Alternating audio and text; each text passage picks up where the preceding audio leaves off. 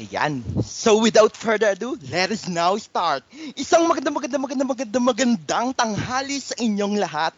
Good afternoon, everyone, and welcome to our webinar for today entitled Dear Me, Love Me, a road to building self-confidence and embracing one's insecurities.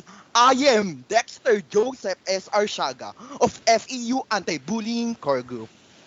And I am Faith Pastor-Fide, Ambassadress of FU ABCG, and your host for this afternoon event. Once again, we would like to thank our participants for attending this webinar, even though that everyone was struggling and busy this week for their own academic works. We are extremely grateful for your presence today, and we hope that you will be enlightened and enriched with our knowledge about self-love. Disclaimer.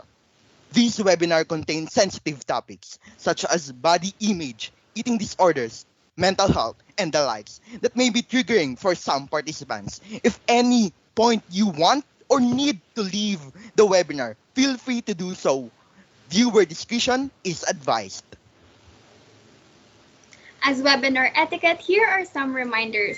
So first, remember to please mute your microphone and avoid using gadgets. Sit in a quiet location and remember to participate actively. Lastly, there will be an evaluation form for the webinar. Students will be requested to accomplish it as soon as it is available, for it will only be open an hour after the webinar. To officially start our webinar, we have FEU Anti-Bullying Core Group Secretary Alessandra Nicole Bungubong for her opening remarks. And so, good afternoon to our hosts, speakers, FEU Anti-Bullying Core Group Officers and Advocates, our partners FEU Guides and Pretty Positive, and to the 30 participants who attended our forum. I am pleased to welcome you all to ABCG's opening event for the year 2022, Dear Me, Love Me, a road to building self-confidence and embracing one's insecurities. So first, I want to thank Mr. Kier and Ms. Ariane, these amazing people who are advocates of empowerment, for being our speakers for today. I would also like to thank the working committee for making this event happen. And of course, to the participants for being here despite the academic workloads and the start of face-to-face classes. I am grateful that you are all able to make time from your busy schedules and attend this event. This webinar was actually created with my co-proponents, Roger and Faith, because we wanted to promote body positivity and inclusivity by embracing and normalizing differences.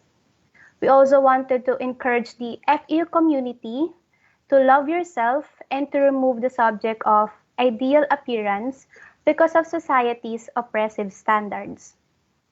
Dear Me, Love Me aims to inspire self-acceptance by supporting positive self-perception, and we intend to raise awareness about the prejudice and discrimination experienced because of weight, color, appearance, physical disabilities, and gender. We hope that you'll be able to learn, enjoy, and be inspired by today's forum. Note to self, be kind to yourself first. Love yourself first, because the way you treat yourself will show others how to treat you. Again, thank you, and we hope that you'll enjoy the webinar. Thank you for that wonderful message, Miss Bungubong, for your opening remarks. Again, thank you, and we hope that you will enjoy the webinar. So without further ado, let us now introduce our keynote speaker, Mr. Kier Aventurado, Bachelor of Science in Pharmacy, graduate from the Lyceum of the Philippines University. Volunteer for various organizations like the Asian Development Bank, and a brand ambassador and fundraiser for NGOs like the United Nations High Commissioner for Refugees and SOS Children's Village.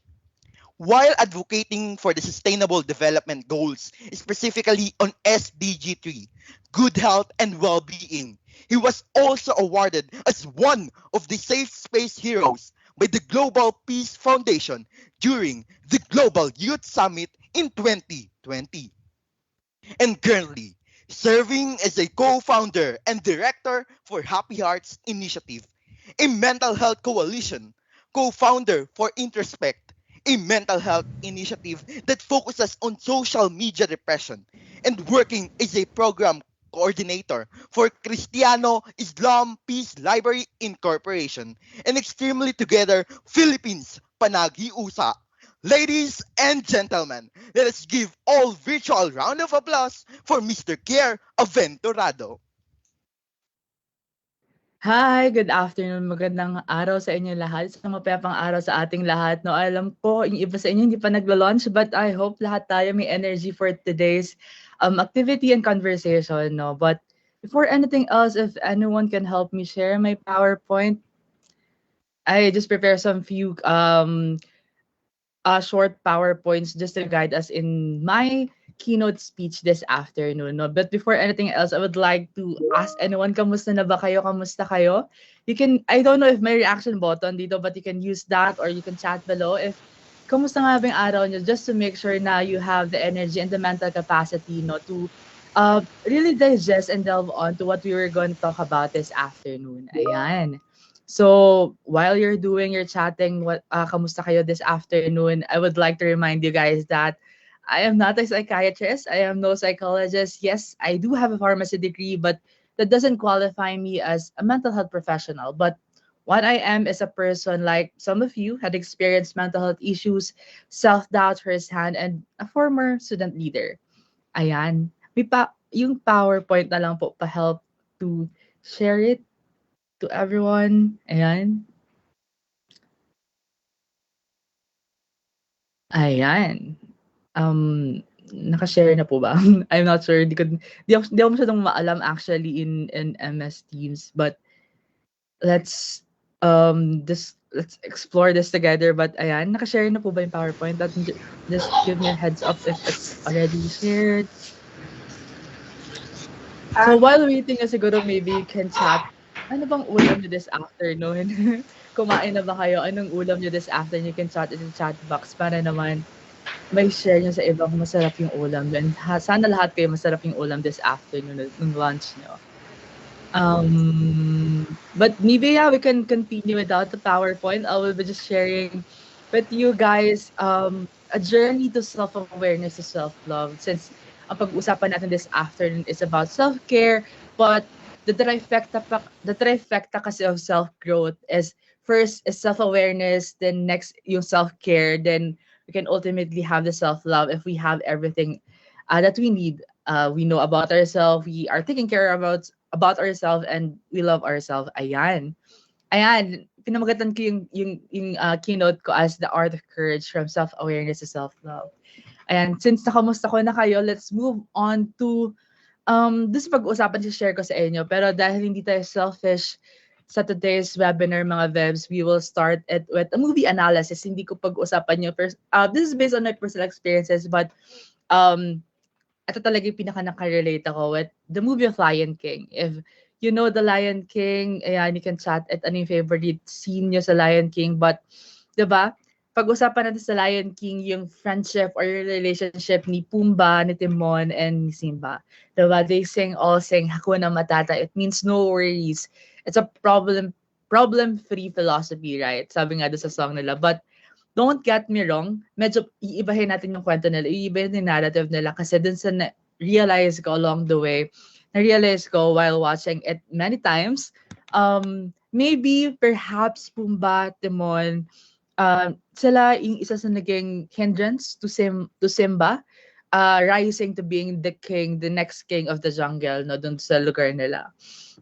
Don't get me wrong, I love Pumbaa and Timon and their dynamics with Simba, but it seems like somehow unintentionally, no, along the way, they try to kill yung hopes, yung dreams, yung calling talaga ni Simba. Sa third slide, yan. So let's just review what happened, no, Timon and Pumbaa who find this young lion, Simba, na tumakas dun sa lugar nila, dun sa pride area nila because pinatay nung tito niya, yung yung father niya, and he's very afraid to stand on his own, no. And what they did, Pumbaa and Timon, took care of Simba. They take him as their own. Good for them. That's their redeeming quality as a villain of this story somehow. Ayan. Unfortunately, they teach Simba the worst possible advice, no, and allow him to live well below his potential. Hakuna Matata di ba sabi it means no worries. It's a problem-free philosophy.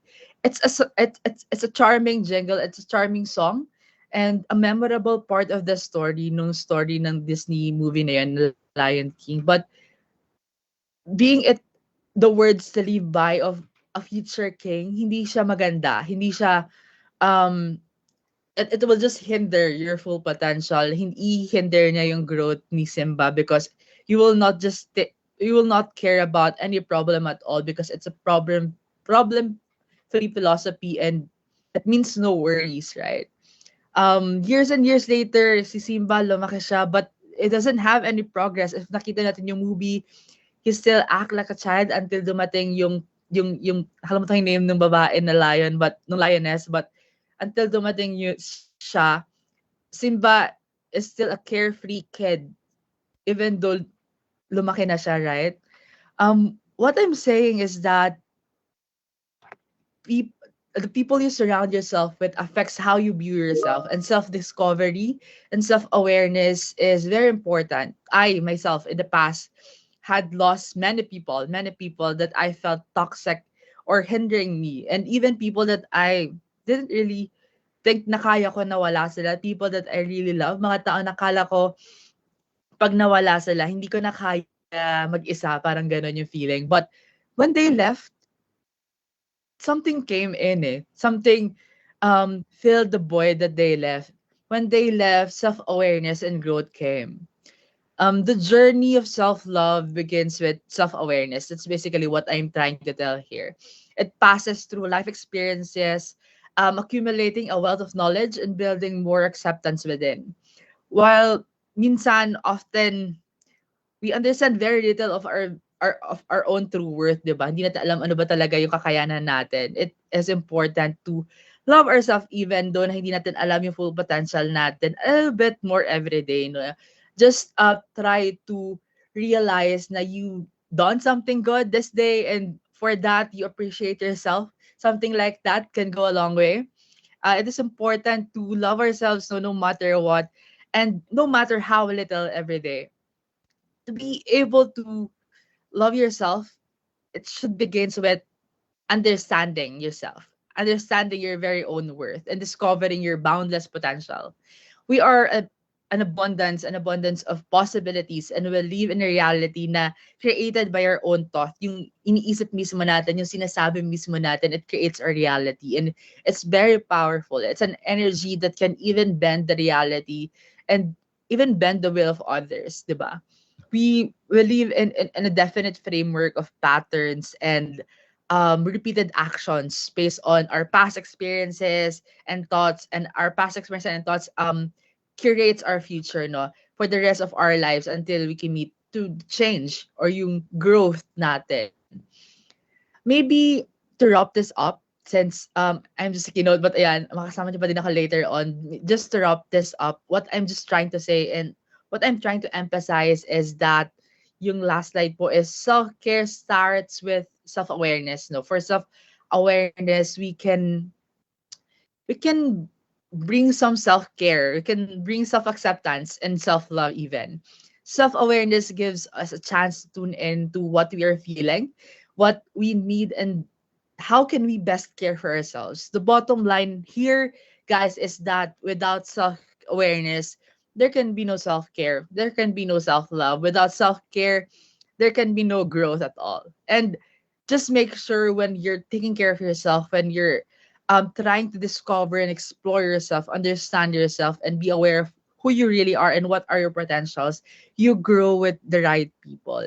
Because the people you surround with, balik tayo doon, the people that you surround with affects how you view yourself and how you grow as a person. And I think that's what I want to leave with everyone just to start this conversation this afternoon. And Again, thank you very much for having me this afternoon, no, to talk about self growth, self care, and self love.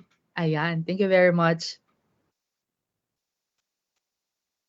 Thank you, Sir Kier, for that very interesting topic. And I really like what you have said po na self-care starts with self-awareness. Yes. If we understand ourselves, if we love ourselves, this strength will amplify and we would radiate love, positivity, and kindness with one another. And the self-confidence will rise from it. And now, let us proceed to the next speaker who will be introduced by my partner host. Yes, that's right, this afternoon, Miss Faith. Ikaw naman.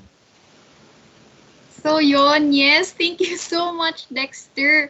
Without further ado, let us now introduce our resource speaker for this afternoon, Miss Ariane Salazar. Ariane Salazar is a makeup artist, commercial model, and spiritual life coach based in Taguig.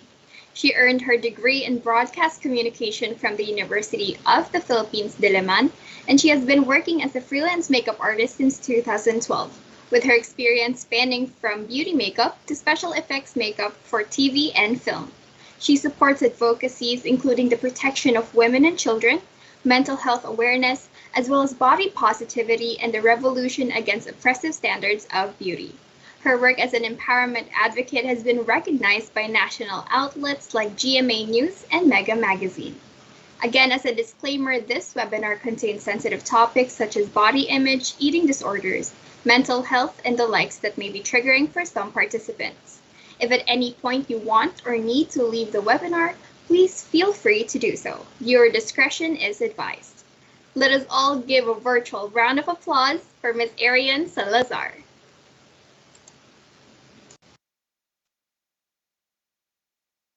I'm nakamute pala. Hello, everyone! Thank you so much for spending your Saturday afternoon with us here. This is an investment in your personal growth. Okay, the few hours you will spend with us today are investments for your personal growth. So today I wanted to come on here. Thank you, by the way, FEU ABCG for having me. I'm here today to talk about self love and healing the inner child and how healing yourself heals the world. All right? So, before we move on to the rest of the presentation here, can we show the next slide, please? Ayan. So, just so you know what we're going to be talking about today, um, I'm going to tell you a little bit about my own personal journey to self love. Because some people think that it's easy to work on self confidence when in fact it really takes an entire lifetime actually to master self love. So, for those of you who are still beginning your self love journey, welcome. Know that the work never stops. And for those of you who have been on your self journey for a while, this is something that you may already know, no? Na tuloy-tuloy lang talaga yung learning natin about ourselves and about loving ourselves. So I'll just tell you a little bit about how I got here, right? And then second, we will be talking about the inner child. Third, we'll be talking about healing the inner child and healing from bullying. May I know who among you have experienced bullying in the past? Because I have. Can you raise your hands? There, yeah. So I'm seeing a couple of you guys who have experienced bullying in the past. And while I'm grateful that you're interacting with us here, I'm sad that there are a lot of us who actually go through bullying and are still healing from the effects of bullying, diba? So we'll be talking more about how we can heal ourselves in that respect. And then lastly, when we heal ourselves, I'm inviting you not to take part in being kind to others, because a healed self will impact the world in a big way. And for those of you who are here, like let's say around 40 people, right, that's going to really ripple out into your community and out into the spaces that you touch with your presence. All right, so let's move on.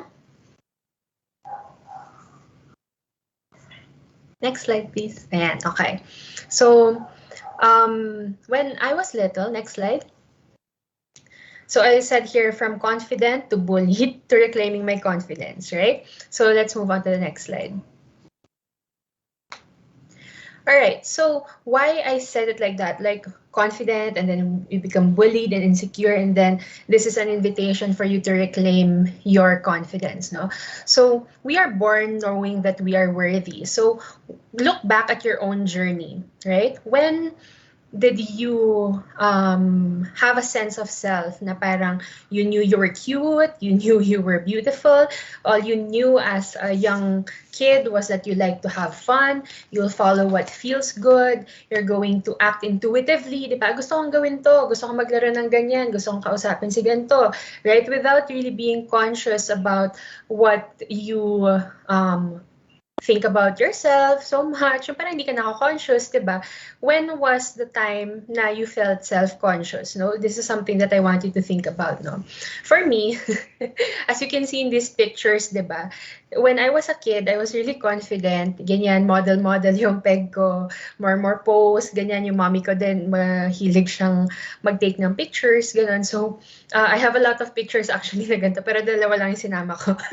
Pero, ayun nga, na diba, we are born knowing that we are worthy, because I want you to remember that you don't have to earn your worth. Okay, you don't have to prove it to other people. You don't have to earn it, because you already are inherently worthy. Okay, next slide, please. Ayan. So we know we are born that we know that we are worthy until we are told otherwise. So these two pictures, you can see the difference in body language, diba? Na I'm covering my belly, ganyan, because when I was a kid, I was teased for being overweight, for having brown skin, for having curly hair, for all of these other things. So I was called a lot of names, a lot of animals, ganyan, mga mythical creatures, 'di ba ganyan. So madaming mga iba't ibang bagay na tinatawag sa akin. And you know, when you're little, you absorb, you're a sponge to your experiences, you're a sponge to language, you're a sponge to the perception that people project upon you, right? So for me, I was fortunate enough to be raised in a household where kindness and love are the number one values, right? So I was fortunate for that, but I am also aware that that's a privilege, and not a lot of people were able to, grow up in a loving home with kind dialogue, right? I have encountered people in my work as a volunteer also. So I volunteer at women's shelters and kids shelters, and I am aware of the verbal and physical violence that a lot of kids endure, even in their own homes. So that's they're not safe there, is what I'm saying, and this really affects their self-perception and their projection to the outside world. Long after they have grown out of being children. So this is something that we bring into adulthood, diba? The things that we learned in childhood, either directly or indirectly, is brought into our experience as adults. Okay, may I know how old you guys are? I know that you guys are in college, but then you are adults, right? You're grown. You know the stuff that you want to do, the stuff that you don't want to do. You have your own whole self perception already, right? When we ask you what what do you think about yourself or describe yourself? Actually, can I see that in the comments? When you talk about yourself, what is the first thing that you say? Can we have that in the comments? Parang what's your instinct to describe yourself?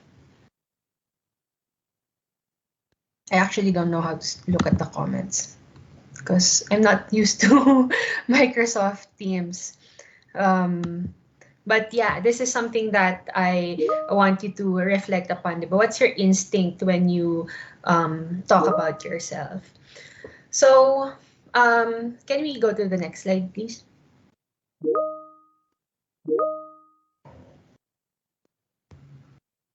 Ayan. So, before we move on to sort of the lecture proper fit, how to really begin and continue your self-love journey, I wanted to show you this because this is my self-love story in a nutshell. To the tech team, can you, pindot the picture?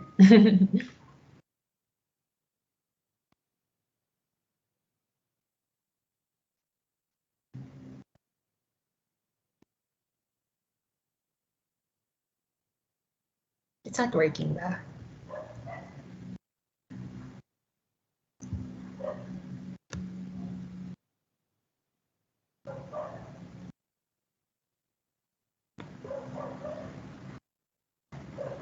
Ayan. So, what we're showing you now is my ad for Dove, like the brand. So, here they allowed me to share my story about how I was bullied for my hair and how I was able to overcome that. Is there no audio? Or I can't hear it lang?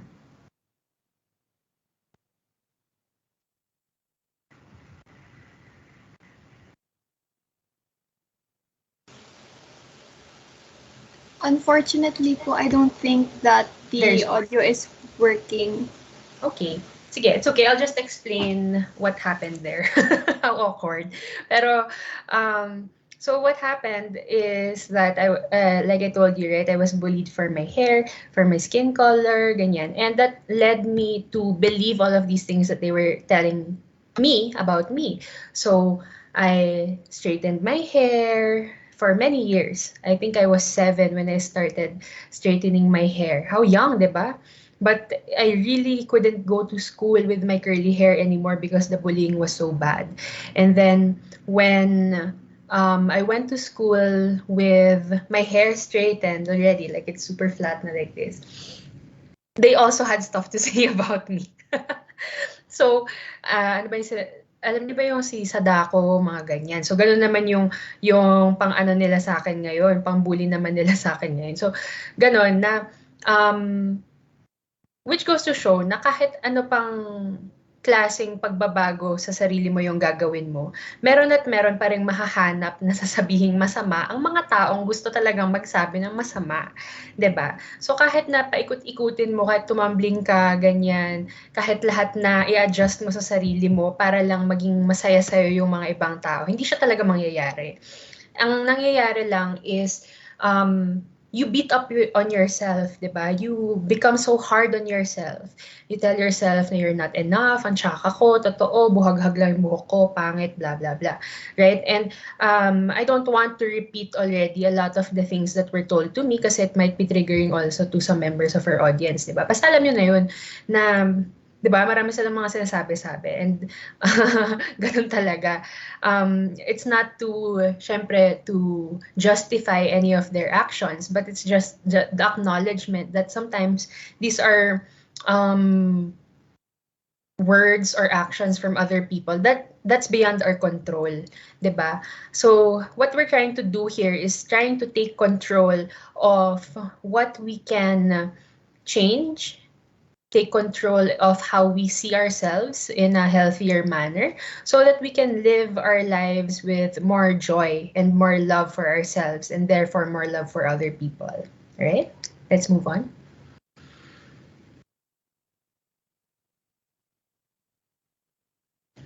Okay, so this is what I have discovered in my self-love journey. Okay, coming home to the truth of who you are is powerful.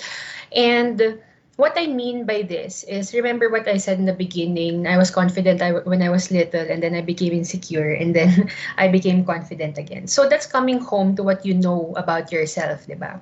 And coming home to the truth of who you are is powerful because by embracing who I am, by embracing the features that I got bullied for, again, which are my hair, my skin, my weight, ganyan, my acne. So, all of these things that people really told me I was ugly for, right? When I embraced these things, it opened up to me a lot of opportunities to be exactly who I am and a lot of opportunities also to represent girls who look like me, right? One of the reasons why bullying was so prevalent, one of the reasons why, when they see somebody who has brown skin in a country full of brown people, right?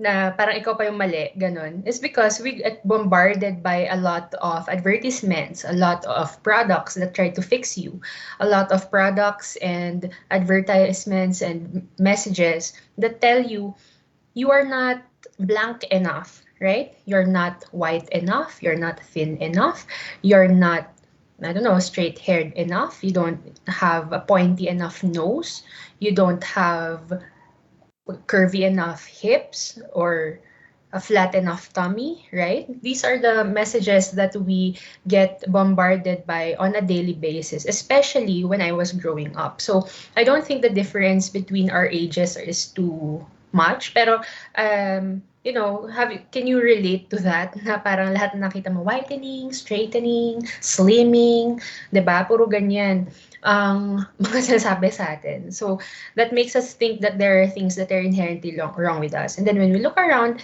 lahat ng artista maputi, lahat ng artista straight ang hair, lahat sila matangos, lahat mapayat, 'di ba? Mga ganyan. So, it's so easy to believe that there's something wrong with us, right? And what I have discovered in this journey is that when we embrace ourselves, we actually become powerful beacons of confidence for other people who are also going through the same thing. Okay, so of course, I'm very grateful to the brands that have trusted me to work for them. But more importantly than that, it is an opportunity for representation for girls like me who don't get often seen in the media. Right? So let's go to the next. Okay, so we get now into part two, which is the inner child. So I'd also like to make a disclaimer, like Mr. Kier earlier. I'm not a psychologist. I'm not licensed in that way. And all I am sharing here with you are based on my experience and based on my own personal journey also in self-love as well as in spirituality. So, let's get to know the inner child. Let's next slide, please.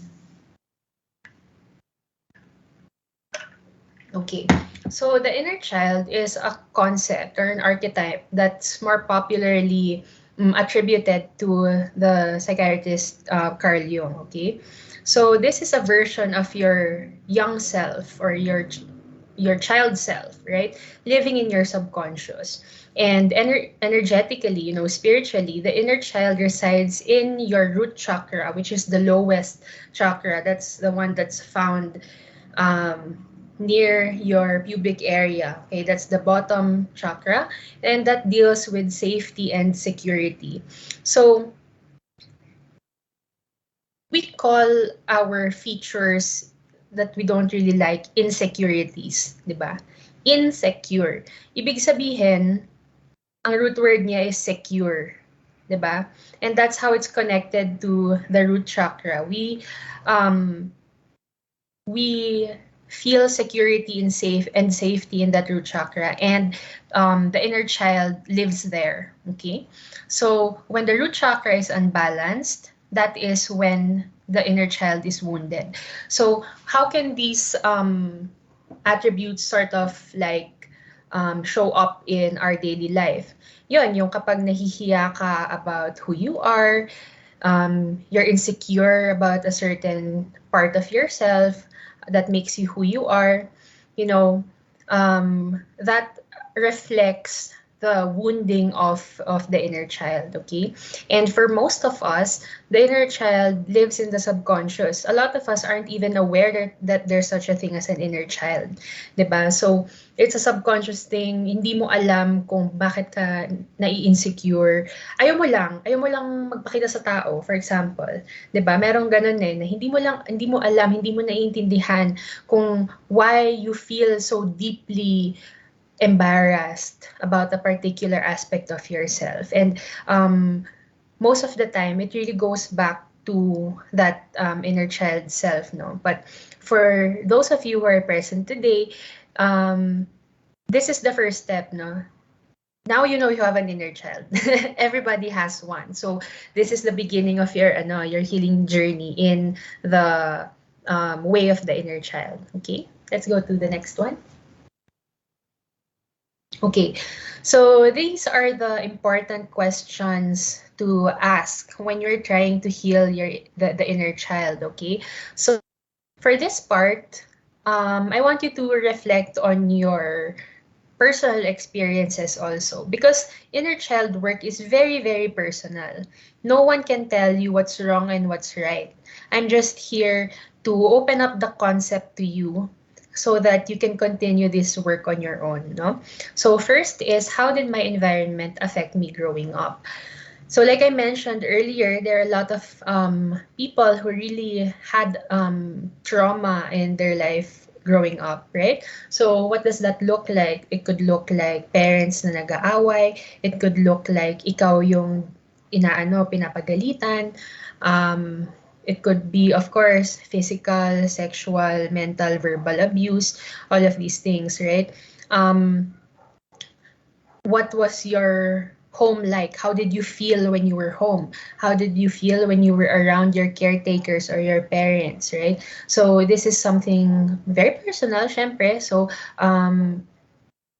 you need to really look back, no, for us to be able to answer this question fully. Next is, do I feel safe? Um, Most of us, even if we're grown up already, sometimes we don't feel safe, di ba? What kind of environments make you not feel safe? What kind of people make you feel safe, right? So think about maybe your friends who feel like safe spaces to you.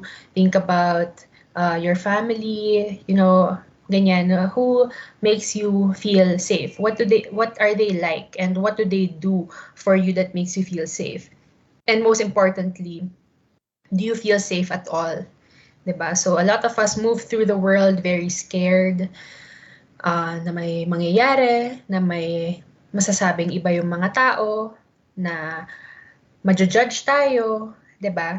Especially now with social media, 'di ba? There are a lot of comparisons that we make with other people who live on our phones, 'di ba? These are people who we have never ever seen in our lives and might never ever meet in ever, right? But we allow who they are and what they think of us to have an impact on how we live our daily life. So, things like this. Next is, do I feel like I belong? So, that's the same line there na parang, what kind of community do I feel like I belong in? Do I feel seen by people around me? Right? So, these are the questions that we might want to ask ourselves. Next is, what do I fear? Ano yung kinakatakutan natin? What's the worst thing we can imagine could happen if we become our authentic selves? 'Di ba? Most of the time, syempre ako din may ganong fear na parang baka ma-judge ako, baka may masabi sila, baka, 'di ba? So, yun talaga yung fear. And it needs a healthy outlet or a way for it to be calmed, in a way that will really um, parang soothe you, no? Next is, do I feel safe in my body? So the second question was, do I feel safe in my environment, right? Next is, lastly here is, do I feel safe in my body? So a lot of us have experienced bullying about things that have to do with our body, like me, right? About my attributes. What uh, what have you experienced that makes you feel like you're not safe in your body is the question here.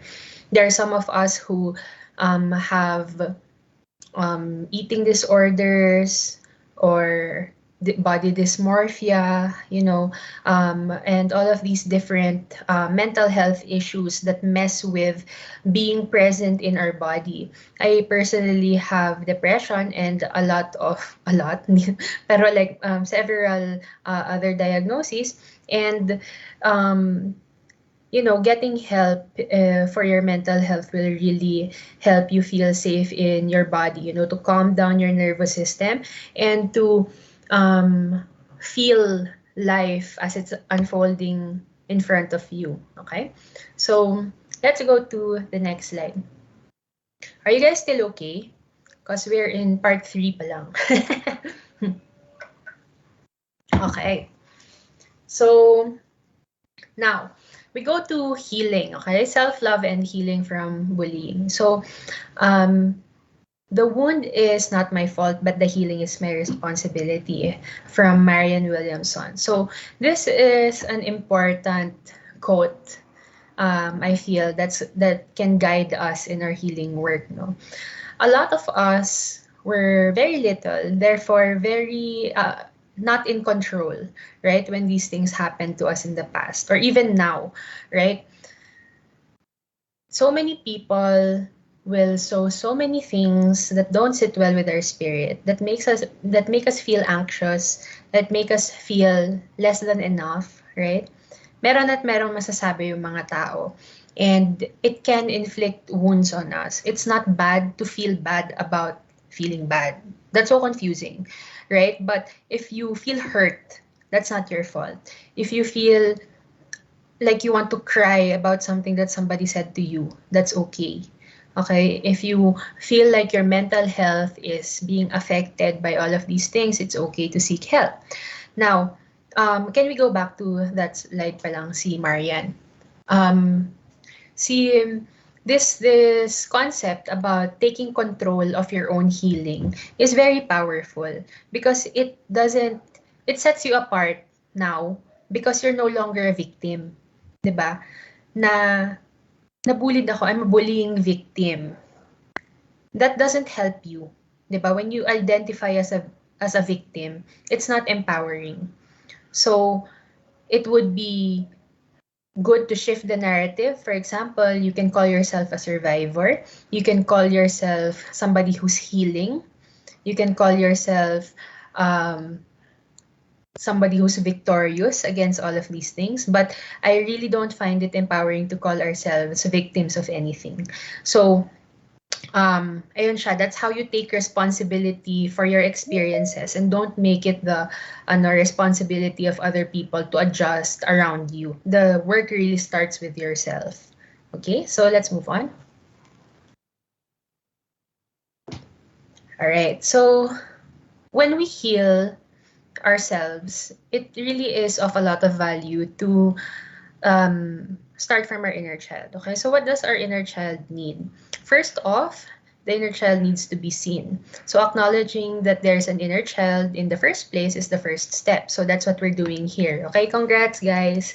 You are doing the first step here. You are seeing your inner child. Okay? Second is to be heard. It's asking the inner child what they need right now and all of their unmet needs from the past and working towards fulfilling them. So this is when you have a conversation with your inner child and ask, okay, little air, for example, for me, little air, what do you need? What will make you feel safe in this moment? What will make you feel loved? What will make you feel like you're cared for in this moment, right? And then the last one is our inner child needs to be loved. So this is where reparenting yourself and giving your inner child the unconditional love that they deserve comes in. Now, we often have like, diba, it's a very popular conversation now, which is good, about self-care. So a lot of people think that self-care is about drawing a bath for yourself, bath bomb, face mask, di ba, mga ganon, treating yourself, ganyan, ganyan. And That's nice, that's good. That's something that you should do if you can, right? But what is the core of that? That is the core of those practices are giving to yourself what you need, 'di ba? So whatever it is, 'di ba, meron yung mga treat yourself, um, mga gano'n, material girl things, mga spoiling your stuff, yourself and stuff, or setting some time aside from yourself. So that's giving your inner child attention. That's giving your inner child what you wanted to have in the past, ganyan. So, those things, yun yung root niya, dun siya nanggagaling. So, self-care practices can be very personal, right? Depending on what your inner child says that they need from you. So, um, some other things that can count towards your self-care would be your energetic boundaries also. Like with your time, what kind of activities would you spend your time on? What kind of people do you surround yourself with, 'di ba? Like Mr. Kier was talking about earlier. What kind of um, conversations do you have with people that really enrich your soul, 'di ba? What kind of food do you eat? Do you exercise? How often do you journal? All of these self-care practices are actually inner child care practices. Okay, at least that's what I believe. So let's move on to the next slide. Ayan. So when we're talking about reparenting the inner child, these are the things that we need to do, or these are the step-by-step processes, no? The first one is to acknowledge. You have to acknowledge that you have this role now as an adult. Na aside from being an adult, studying, or working, ganyan, you also have a role as a parent to your own self. So what does that mean, 'di ba? What would be the kind of parent that you would like to have, and be that for yourself. So you have to be like, okay, this is me now. This is my job now. It's my job to take care of myself. What do I need? 'Di ba? So that is the acknowledgement. Second is assessment. What did you learn from your programming, and what would you like to change or strengthen? So this goes back to what we have learned in the past as well. What do you believe, no? About things like gender, sexuality, beauty standards, about your culture, about your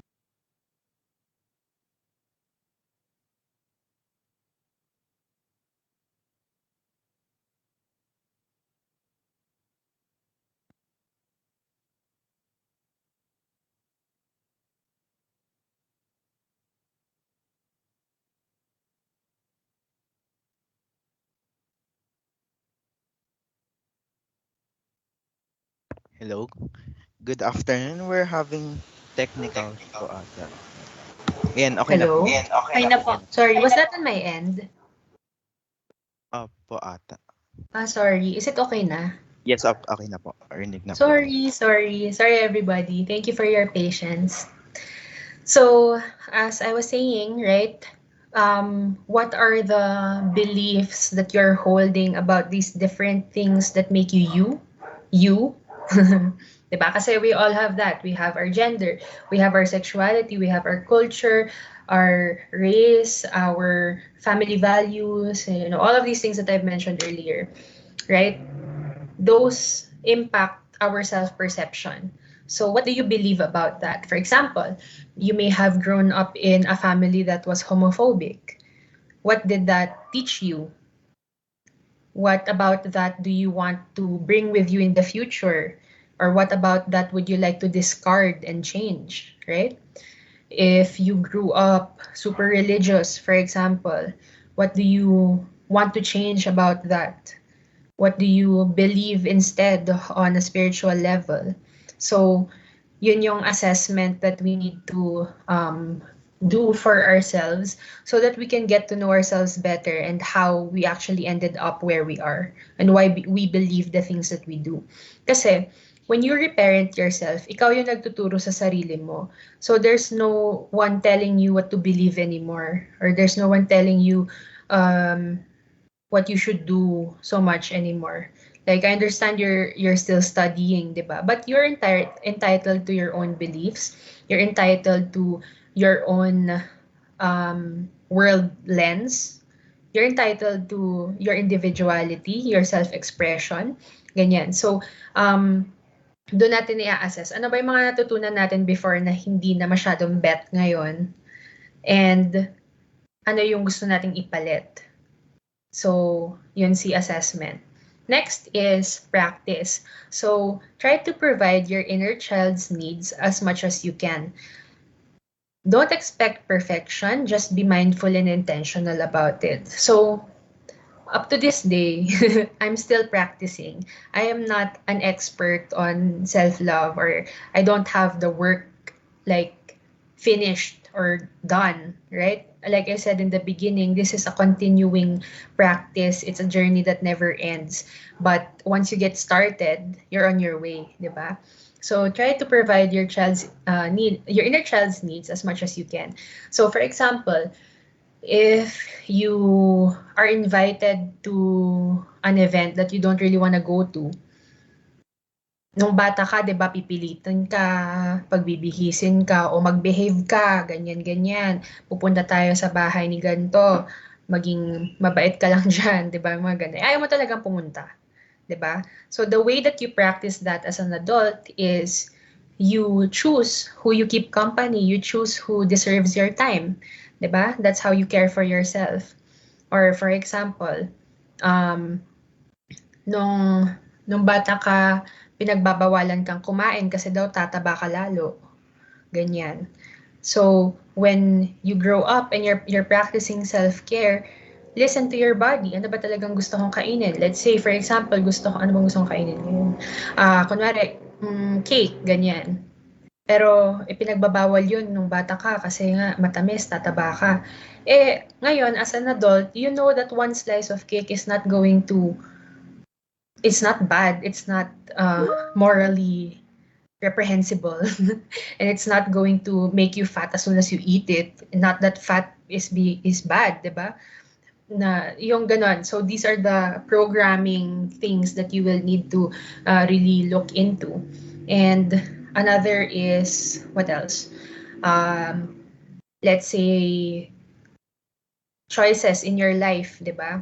Kunwari, nung bata ka, sinabi sa'yo, kailangan mong mag-aral para sumunod ka sa steps ng mama mo, papa mo, ate mo, ganto, ganto, ganto. So, you were made to live your life for other people. Now that you are aware of who you are, what you believe, and what you want in your life, how can you honor that part of you? Diba? So, it's about choosing yourself, advocating for yourself. And next, we'll get into why that's very important. Okay, next slide, please.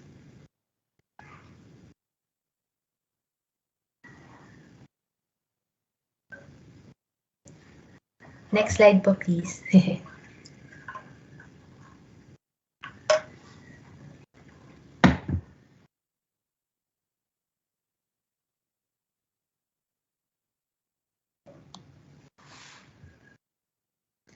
So, these things are important because when you are able to do this for yourself, you become a more kind and more compassionate human being also to other people.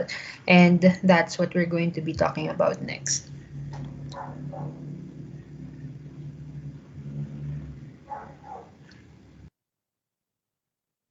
Here's si Alessandra yata yung nag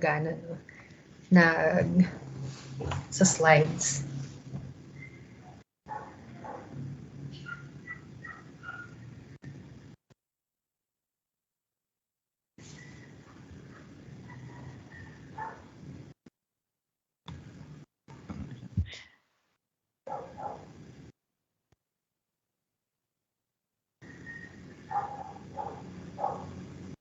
Hello, Miss. We are having technical difficulties. We just share our screen ulit po. Thank you.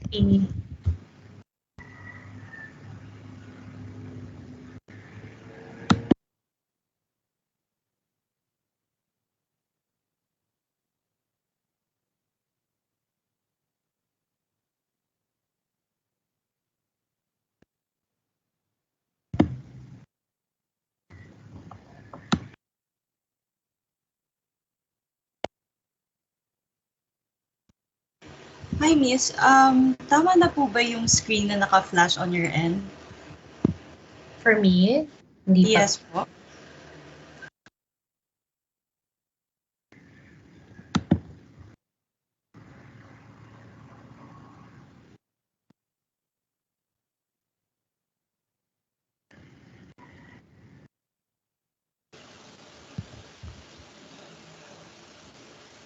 Miss Arian, which slide po ba? Kindness and compassion? See, the one before that. The one being kind. Yeah. Naka-flash na po. Ay, hindi ko siya nakikita. I think po nagkaka-problem po on your end. Pero sa amin po, naka-flash na po siya Nakita kanina na. pa. Okay. Yes po. Okay. Sorry ha. Hindi ko siya nakikita eh. I'll just try to refer to my own.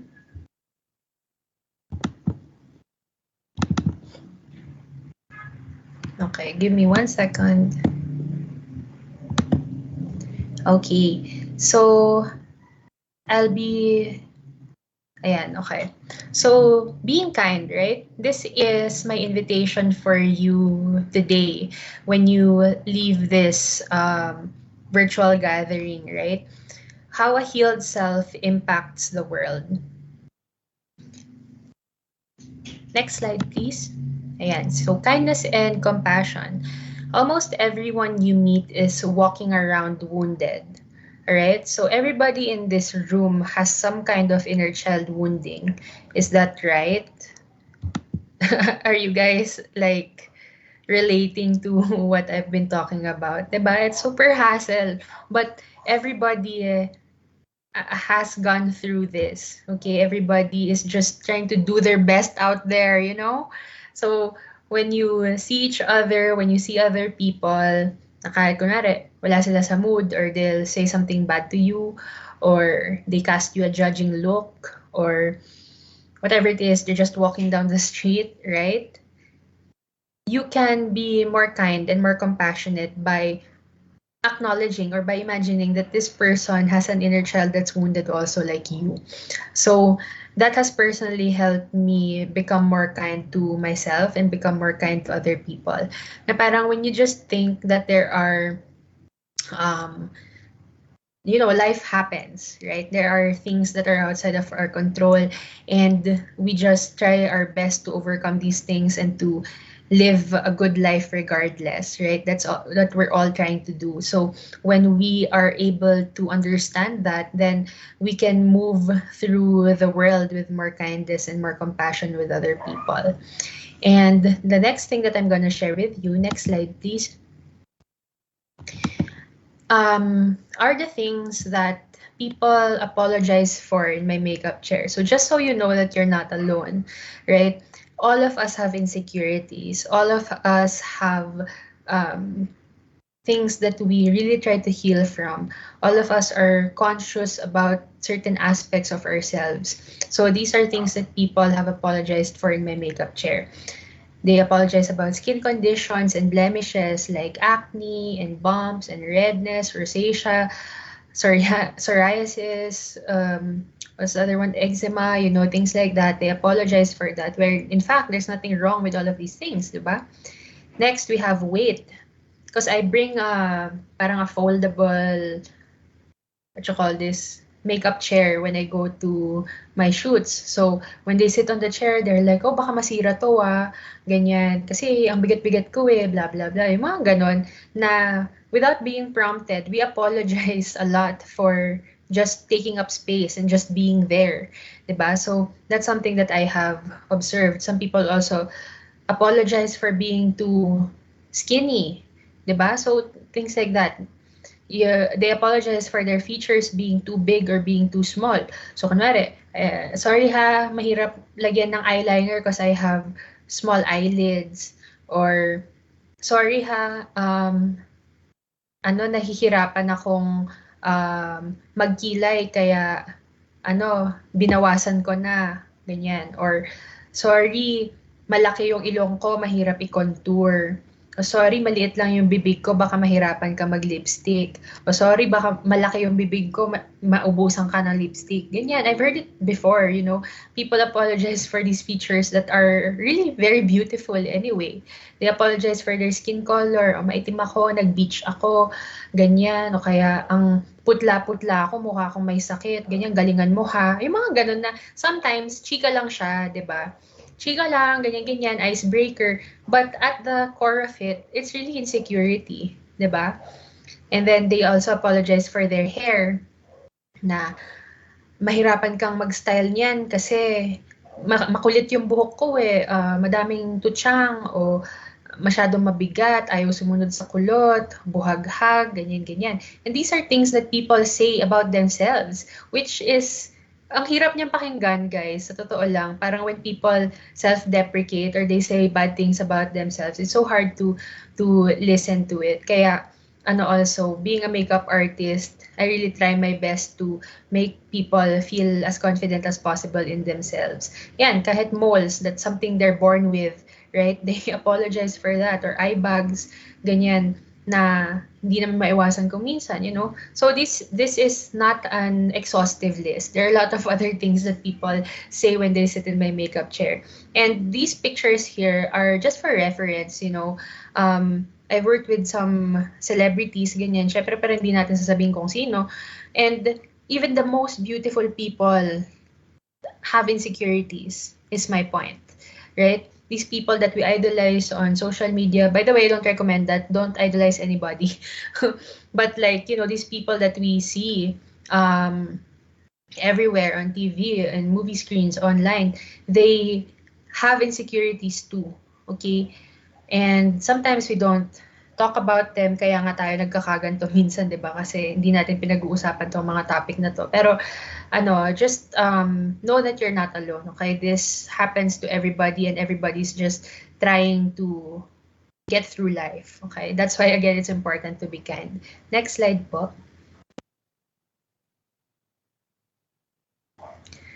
Okay, naka-next slide na ba? Sorry, hindi ko pa rin makita eh.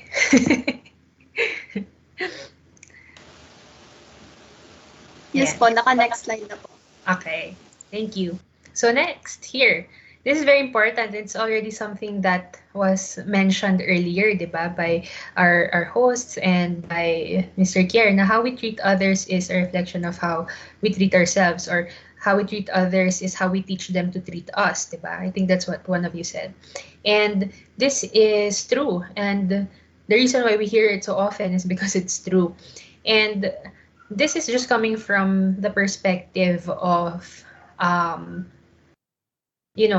being in control of how you react to things. So how you treat others is a reflection of how you treat yourselves. So again, that's why it's so important to treat yourself with kindness and to treat yourself with compassion and love, because you can't treat other people that way if you're not able to treat yourself that way. Why? Because wala siyang panggagalingan. Wala kang cup of love, di ba? Sabi nga nila, fill up your own cup before you fill others' cup. So, how are you supposed to treat others with kindness and love when you don't know how to do that to yourself? Sometimes, it becomes a dysfunctional thing too, because we exhaust our resources. Love lang tayo ng love ng iba.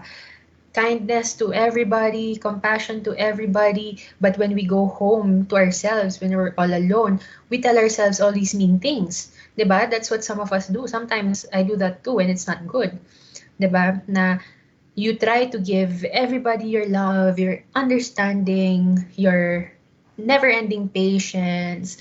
Lahat na nagkakasala sa'yo, pinapatawad mo parate, ganyan. Pero ikaw, the moment na nagkamali ka or na-neglect mo yung sarili mo a little bit, or you make a mistake, or you see a flaw, or whatever the case is, you become so mean to yourself, di ba? I mean, at least that's my experience na parang minsan kung ano-ano na yung nasasabi natin sa sarili natin, di ba? Yung inner dialogue natin. So, going back to reparenting ourselves, diba? Is that something that would be nice for a parent to say to a child?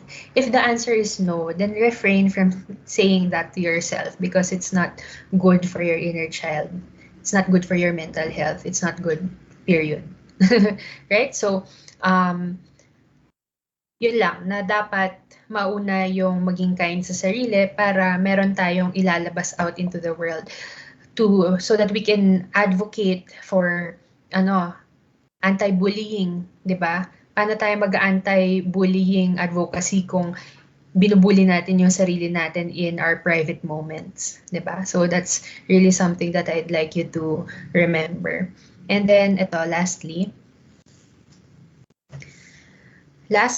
is nothing is personal or nothing personal, right? Understanding how people treat you is more about them than you. And that understanding that helps you greatly. So when you look at your childhood bullies, right, the other kids at school, for example, for me, the other kids at school who called me all sorts of names, right?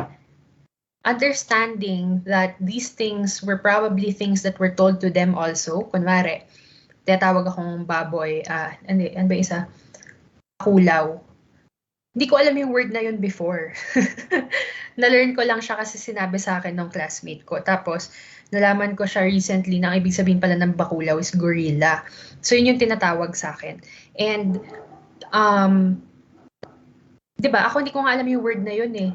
Siguro pati yung classmate ko, hindi niya alam yung word na yun. Pero tinawag niya sa akin kasi siguro tinawag sa kanya. Di ba? So, alam niyo yung hurt people. Di ba? Na sometimes, we hurt people because we're not healed. And in the same in the same breath, no, parang healed people also heal other people. So when you are healed, you're able to help other people heal also. And when you're hurt, you may consciously or unconsciously hurt other people too. So it's a cycle, diba? And that's what we're trying to break here. We're trying to heal ourselves so that we can heal the world one person at a time, right? And besides that, all that matters is what you think about yourself. So going back there, na your self-perception also really affects how you project outwardly into the world. When you are secure, you won't have a reason to tear other people down. 'Di ba? When you are confident in yourself, there's no reason for you to tear down the confidence of other people. And when you catch yourself trying to do that, that is your inner child trying to ask for something again from you. That's your inner child trying to get you to listen na meron akong needs na na-neglect na naman, kaya gusto mong mang-bash ng tao, kaya gusto mong mainggit, kaya gusto mong magsabi ng mga bad words, mga masasamang words. yung meme na yun. Anyway, sorry.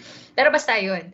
'Di ba? Na when you're secure, it's so much easier to be kind to other people, and that's why healing yourself and becoming secure is the most important thing that you can do for yourself and the most important thing that you can do for others also. All right? Yun lang. Thank you.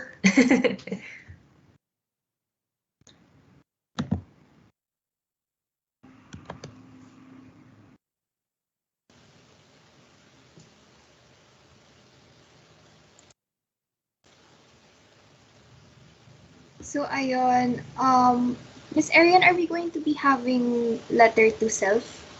Oh yeah, oo. So for everybody who's still here, I'm inviting you to write a love letter to your inner child, no? Using all of the things that we have learned together in this seminar. I'd like you to start with Dear Me and to end with Love Me. Okay? So kayo guys, organizers, how much time are you going to allot for this activity? So, ayun nga po, we're going to be having you letter to self. So, we're also going to be sharing a few letters of the participants here. They did it na? We're allotting 5 to 10 minutes. So, guys, feel free to, yun nga, make letters to your inner child, to yourself, ganon. And while waiting for the others to share their letter to self, we would like to thank Pretty Positive, a blog founded by Miss Ariane Salazar that tackles growth, empowerment, self-care for body and spirit, and intuitive tarot reading. You can visit the blog at imprettypositive.com, or you may also check Miss Arian's Instagram at Arian Salazar and Facebook at Air Salazar. And of course, a massive thank you to our partner organization, FEU Guides, a university wide organization that has a huge significance in promoting the arts, culture, and heritage of Far Eastern University, Manila. For supporting us for this afternoon event, FEU Guides is the official ushering and tour guiding organization in the FEU. So, ayun, meron na ba tayong mga taong tapos na sa letters to self? Paki-raise na lang po yung hand.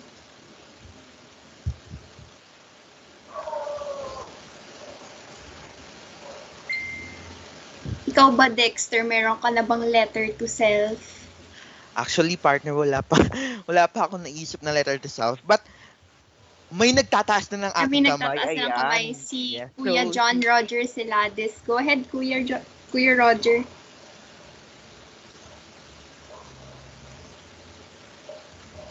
Hello, I'm audible po ba? Yes po. Ayun, wait lang. Medyo kinakabahan ako. Yung sinulat ko dito, Dear me, sana wag ka na maging marupok sa mga bagay-bagay at mag-focus ka na sa mga priorities in life like academics, then sa sarili mo. Ayun lang. Thank you po. Meron pa ba dyan? If wala, sige, ako naman. Ay? sige, Ako partner. naman, sige. Ako sunod mo. Sige. Sige. Dear me, I hope that you stop being hard on yourself and try to see the things that people think are ugly about you as something beautiful and use it to empower yourself once you start to understand that you are beautiful and that there are things that are very unique and lovable about you. Ayan. Love me. Ganda Ikaw na. naman, Dexter. Grabe, parang ayoko na magsalita after na. Actually, ito Go. impromptu na to. So, ngayon ko pala naisip. Sige, go. Dear me, dear Dexter Joseph Arsiaga, um, wag ka na magbida-bida. Kasi pinapahirapan mo pa lalo mga sarili mo. Siguro hinay-hinay sa mga gawain. Wag sabay-sabay. Hindi ako lang to. hindi, hindi natin pasan-pasan ng mundo. Kaya, ayun. And then, make time for yourself. And, wag masyadong akads kasi nakaka-burn out din minsan. Ayan. So, ayun po. Love, Dexter. Thank you. Nice. Meron pa bang gustong mag-share dyan? Tip lang din, when you're talking to your inner child, talk to them like they're a child. Para nurturing yung voice, di ba? Parang, kunwari, meron ba kayong mga pamangkin, mga pinsan, ganyan. Paano mo sila kakausapin? To encourage them to love themselves and to be, okay with who they are, ganyan. Sige po. Meron pa po ba dyan? Ay, may mga naka-raise yung hand. Go ahead, you may open your mic.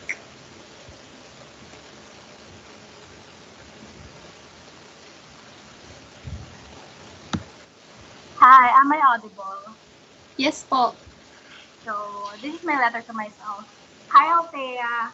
Just keep on fighting. Actually, I'm a bullied student when I was in grade 8 level. It was a tough fight. I remember being called by different names that I don't even deserve, just like what Miss Arian said. Back then, I was so afraid. I was afraid that I might break down and was not able to go back to who I am today. But look at me today.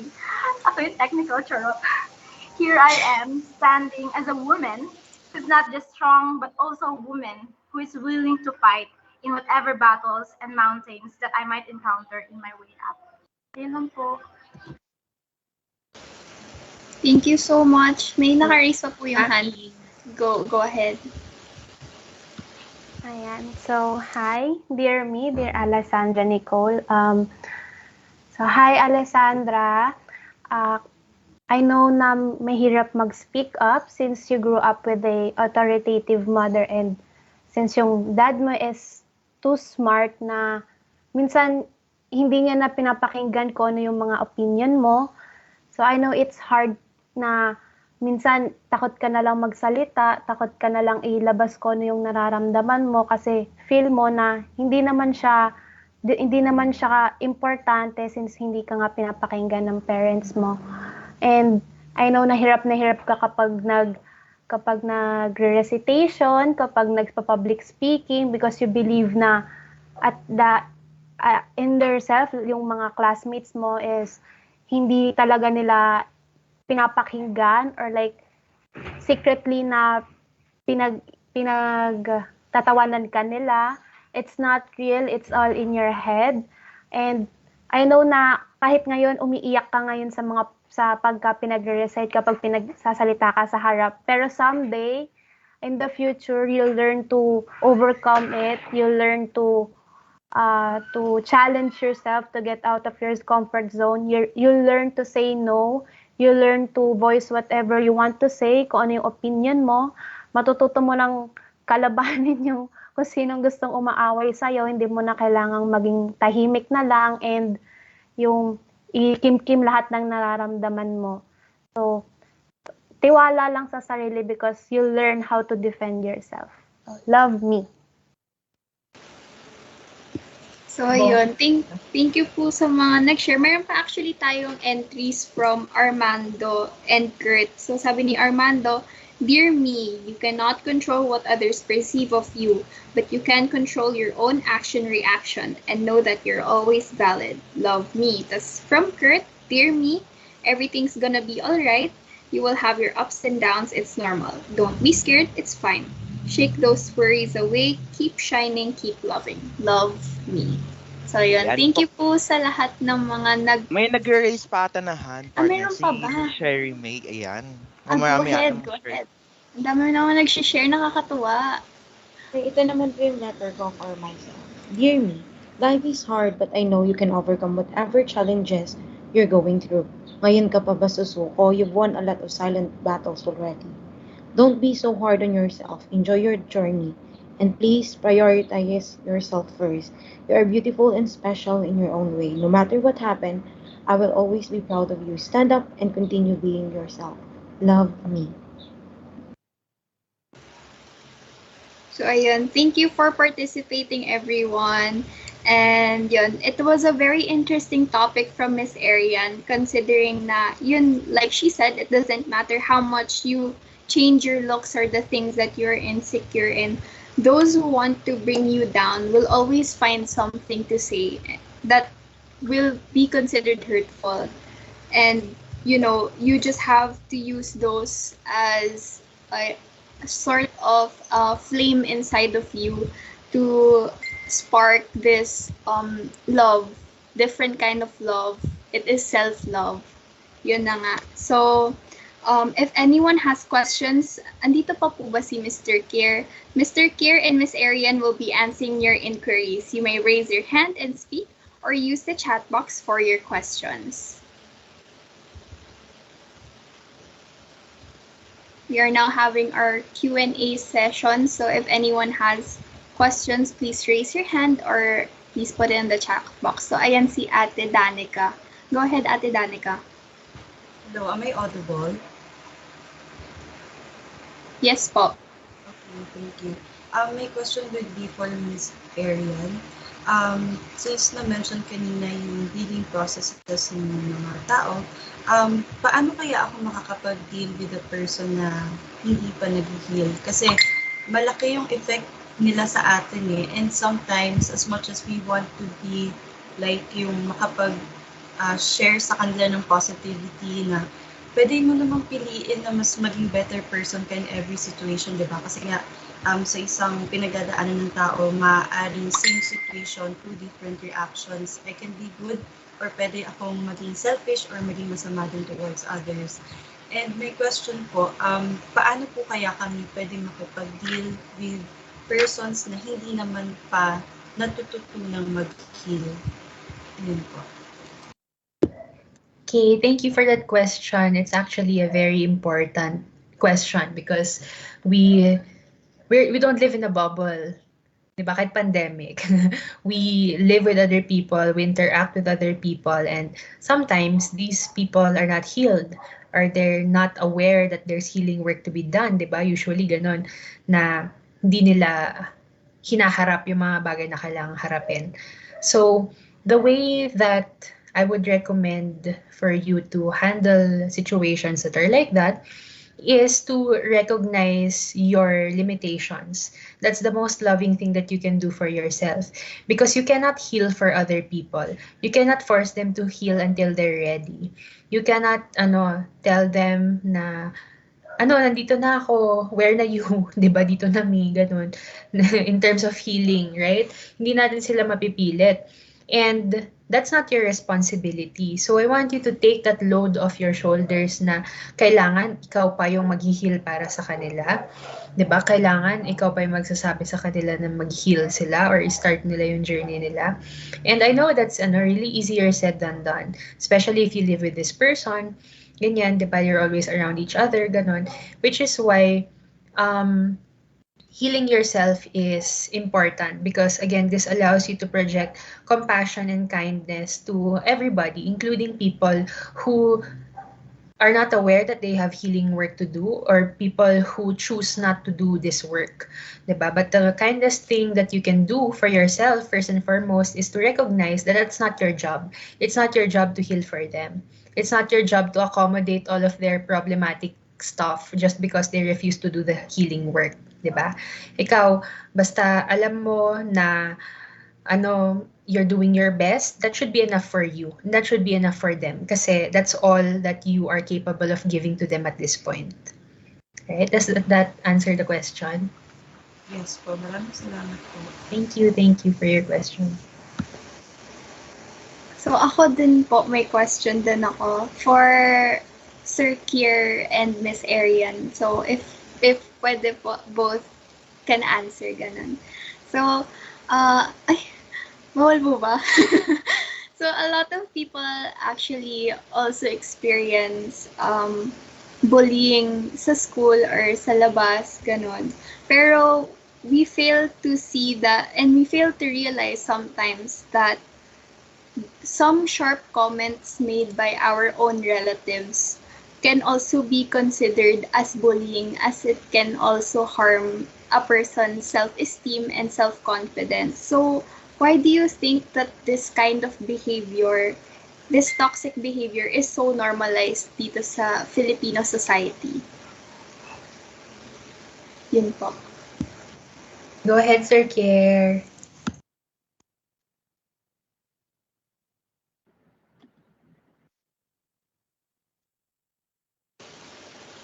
Sir Hello? Kier, Hello? nakamute ka po. Ayun po, Ayan, audible na ayan, po. sorry. So, medyo nahirapan ako mag-unmute doon, pero ayan. I think kasi yung ito, it has become norm dito, lalo na sa Pilipinas because when we talk about mental health, it's not just about health problems. It is also about problem in our culture, in our environment, in our family. It is a societal problem talaga. So it goes way back when paano na brought up or paano napalaki din yung mga parents natin. Um, way back yung dun sa panahon, paano ba yung tamang term? Sa panahon nila, parang gano'n.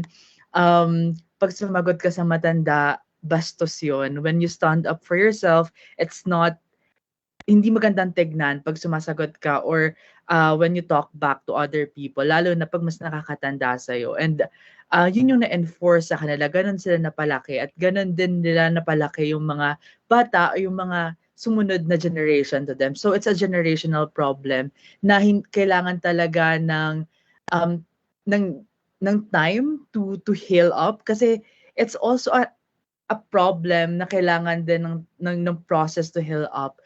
And luckily, in the recent generation, unti-unting nawawala, unti-unting gumagaling, unti-unting gumaganda yung relationship between younger people and older people, na meron ng space for younger people who need space to take up. Meron ng mga space na pwede nilang kuhanin and to stand up for themselves, na walang judgment and walang fear na ina-enforce from older generations. And that's that's a sign of healing nung problem nung generational problem natin. And what we can do to progress with this healing is really to communicate. Communication really plays a vital role in this.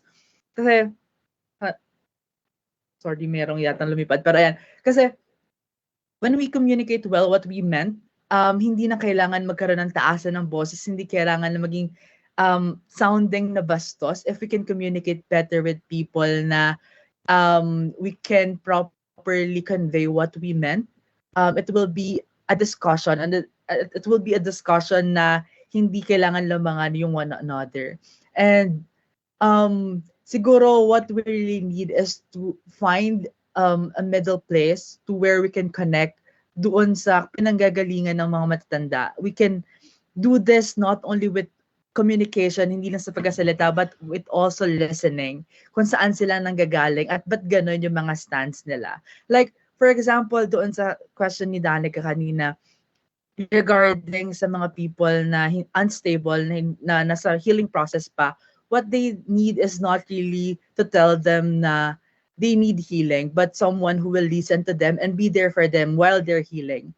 Maybe ganun din yung kailangan ng mga older generation from us, na we should really know where they're coming from, and from there um we can find a middle place to where we can meet each other. Parang ganun. I think I don't know if it makes sense, but yun yung tingin ko na we can do to continue progress with the healing that we're having right now with between the younger generation and the older generation, and how we can take up our places in the society, and with no fear and judgment from other people.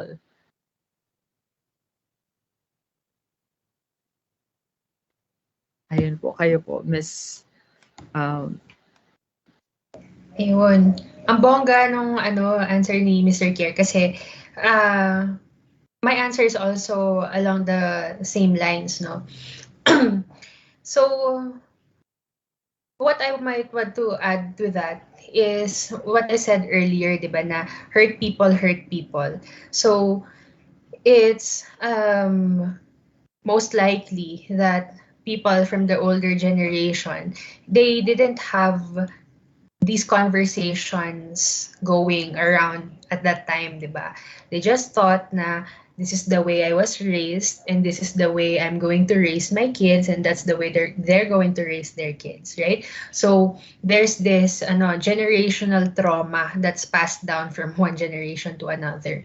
One thing that you can do is to decide that it stops with you. Okay? And that's why this healing work that we are doing now as young people, syempre sali ako sa young people, di ba?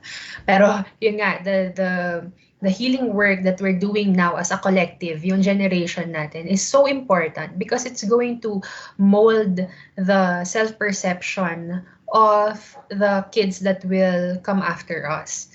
Di ba? So, I do agree with Mr. Kier about the communication with them, because it's also a reversal of roles sometimes, di ba? Lalo if these are parents or older people, na parang sometimes you're the one who has to be there for them. So that's definitely a kind and compassionate thing to do.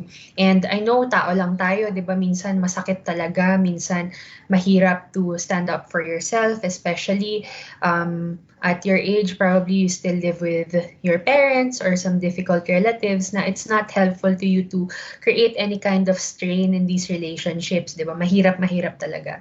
And the way that you can probably advocate for yourself, again, to advocate for your inner child, to listen to their needs, ganyan, is to communicate na parang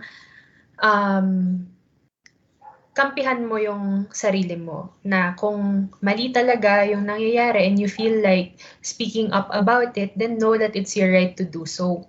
Na parang you know that your respect is earned and it's not by default just because of age.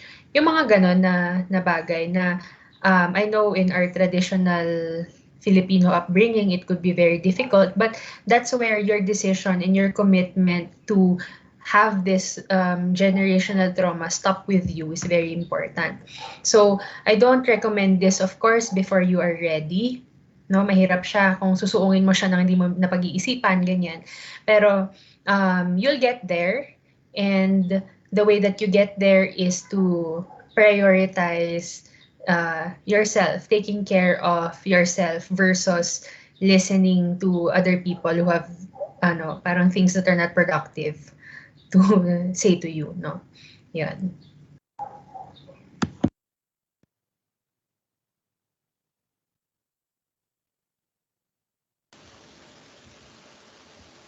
So yun, for our last question, we have it for Sir Kier.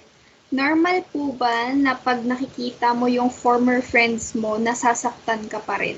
Kahit na it's been a year and ang alam mo sa sarili mo na okay ka naman na.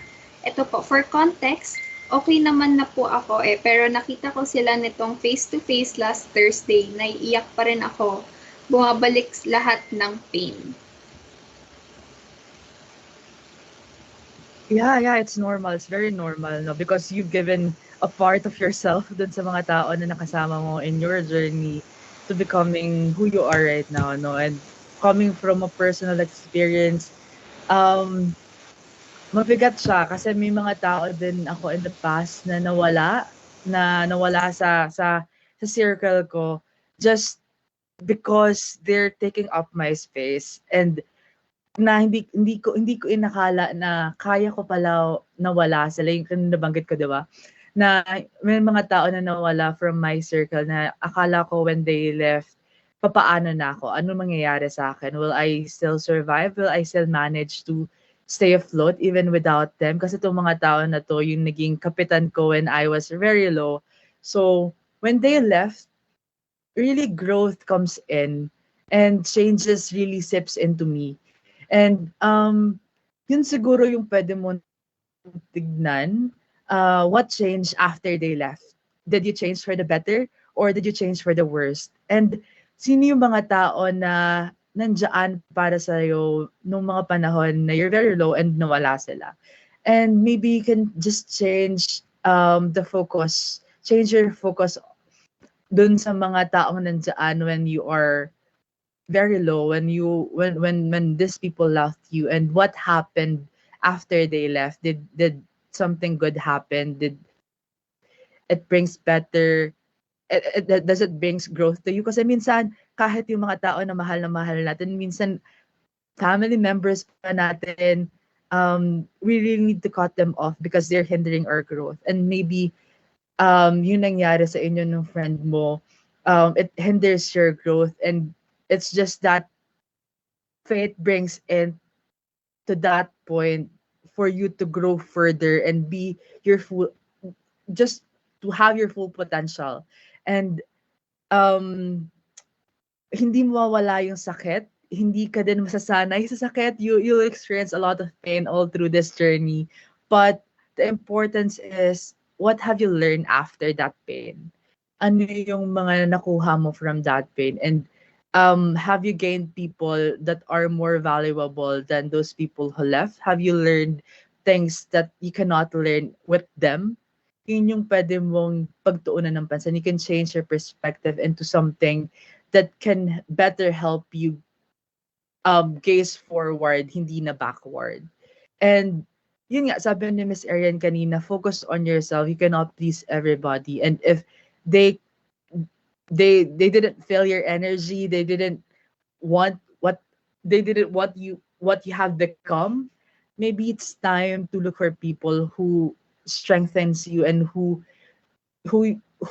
empowers you, and who believes in what you can be, into your who believes in your potential and who you can be, and focus on the learnings that you've gained from them and thank them. It's just dun nga sa song, diba? Thank you next. Diba? Maybe that's what you can do. That's the only thing that you can do, I think. So, ayun po. Si Miss Arian po ba may madadagdag dun about yung sa friends and having to leave people behind? Um, I guess it's also something that I've experienced before. And trust me, if there was a reason that this relationship ended or shifted, you're better off where you are, especially if like seeing them like that, it triggers you.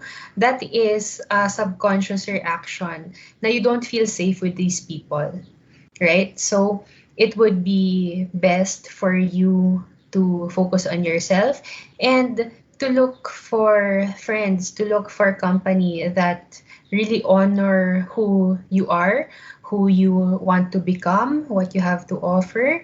You know, there are people like that. Trust me, these few people that trigger you or these people who are mean to you are not the only ones that can be your friends.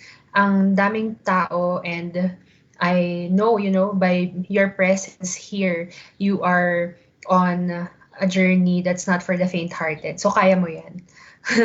You will find people that resonate with your energy, that people who will accept and love you as you are. You don't have to prove anything to anyone who's meant to be in your life. So if that's something that's comforting to you, hold on to that. Lalo kapag ganyan, meron mga panahon na hindi mo talaga maiwasan, makikita mo sila, ganyan. Just know that you are on the right track. And for those of you who believe in the universe like me, sometimes they take out um, people from your path who are not meant to be there. So, ayun.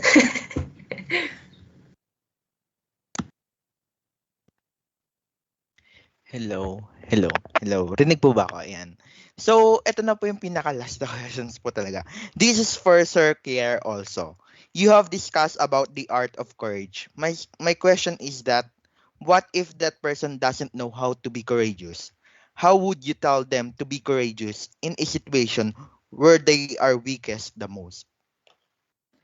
Medyo mahirap yung question kasi ako personally, I don't believe that I can just say na be courageous, ganyan, na you just need to face your fear. I cannot, I myself can really do that na in every situation. And I don't believe na it is necessary to tell that person na kailangan mo maging matapang para malagpasan mo yan. Hindi, you cannot bluntly say that person to any person kasi hindi natin alam ano yung pinagdadaanan nila. And we cannot really fully, to the full extent, understand ano yung circumstances na bakit sila natatakot, bakit ganun yung reaction nila to that specific situation. But what I can do as a person na kunyari in a scenario na may friend ako na ganun yung situation niya, and I believe he needs courage or she needs courage, what I can do is be with them in that situation. Hindi man ako magbigay ng kahit na anong remarks, kung na kahit anong suggestions or kahit anong uh, wala man lang ako sabihin sa kanya, but my presence with her or him through that situation, I think that is enough for them to be empowered and be courageous, na hindi sila nag-iisa na that will go through to that situation, na there are people, yun yung parang pinapanatag ko din kanina na support group or people that supports is very important because sila, doon manggagaling yung courage mo eh. Sila yung panghahawakan mo when you're really low, and ito yung mga tao na will pick you up when you're into pieces. Ito yung mga tao na will try to cheer you up when you're very sad. Ito yung mga tao na you will look up to kasi nakaya nila, why can't I? And ito yung mga tao na will be there whenever I need help, whenever I need people to listen dun sa mga gusto kong ilabas. Um you can just you can just say to people na kahit yun yung kailangan nilang gawin, they just need to face their fear, acknowledge their fear, and try to understand their fear, try to understand why they are fearing this situation, bakit sila takot sa mga gantong pangyayari, bakit sila takot sa mga gantong bagay. yun yung kailangan nilang gawin. But what they really need the most is people to go through with it. People that can stand by them in this dire situation. Just to be sure, just to be assured na hindi sila nag-iisa sa mga gantong laban na pinagdadaanan nila. Yun yung I think the best thing that we can do for these people. Just be there with them, listen when they need someone to listen to them, and just um give your presence to give your I mean your presence is enough just for them to go through to that situation and give them courage whenever they need it. I think that's the thing that I can suggest that you can do whenever your friend is needing courage, whenever whatever the situation is.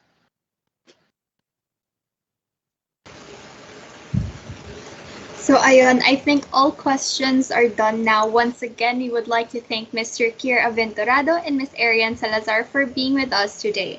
To award this certificate, we have Mr. John Roger Siladis, Ambassador of the FEU ABCG.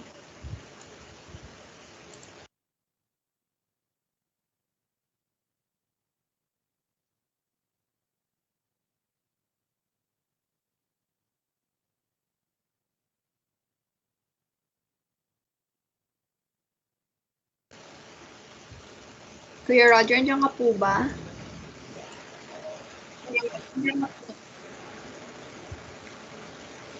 No, I didn't. To award this certificate of appreciation hereby given to Mr. Kier Aventurado on this day, February 2022, for humbly accepting the invitation of the Far Eastern University Anti-Bullying Core Group and for exhibiting excellence effort as the keynote speaker of the webinar entitled Dear Me, Love Me, A Road to Building Self-Confidence and Embracing Oneself's Insecurities.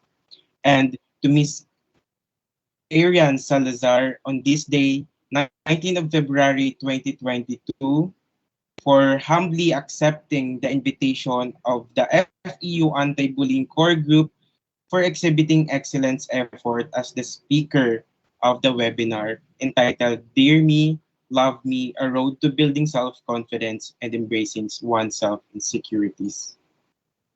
Once again, thank you so much to Miss Arian Salazar and Mr. Kier Aventurado. Thank you Ian, for having me, guys.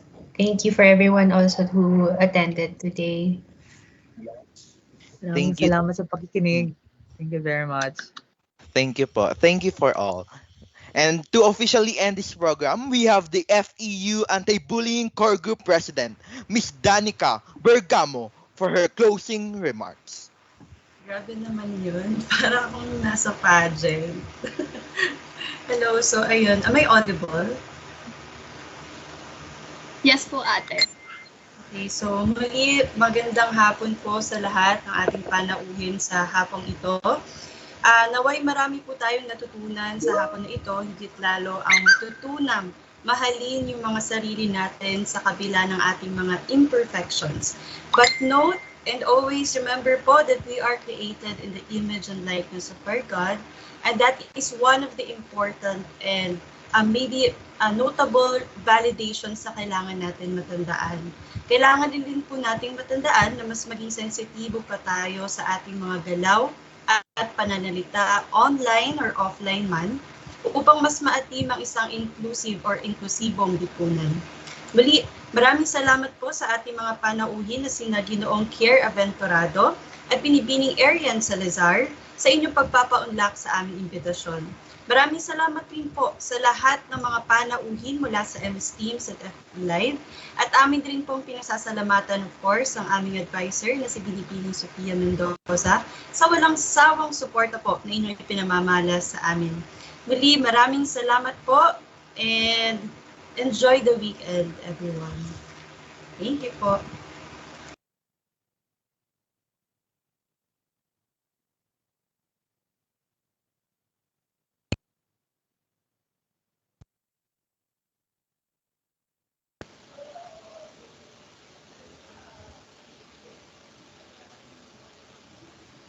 Dexter, nakamute ka. Naka-mute po. Hi guys, don't leave pa. We'll have a photo op po. Maraming salamat.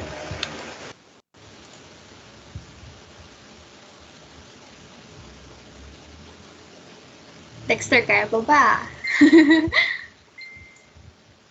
Sige, ito na, ako na lang. We would like to commend the team and the working committee for making this webinar possible. We will now be having our photo op. May I request our participants to turn on your cameras for the picture taking. We will be waiting for the cameras to open. We'd like to remind you that the evaluation form is now posted in the chat. Please accomplish it as soon as possible, as it will only be open for an hour after the webinar.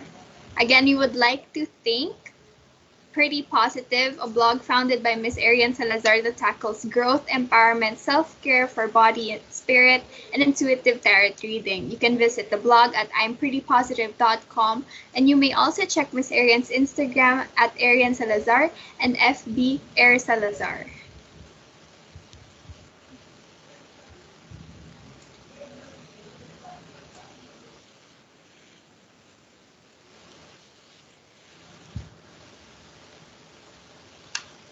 Is everyone ready na ba? Yes, go ahead po. Go na.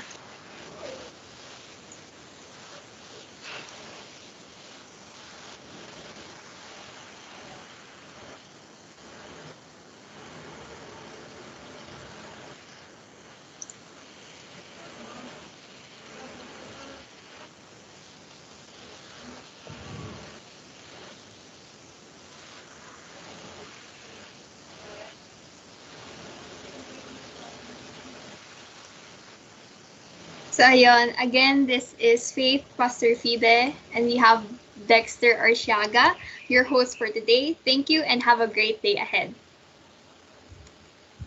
Thank you po. Thank you everyone. Thank you po Miss Arian and Sir Kier Aventurado. Thank you, everyone. Salamat po. Thank you po, Miss Irian and Sir Pierre Aventurado. Thank you.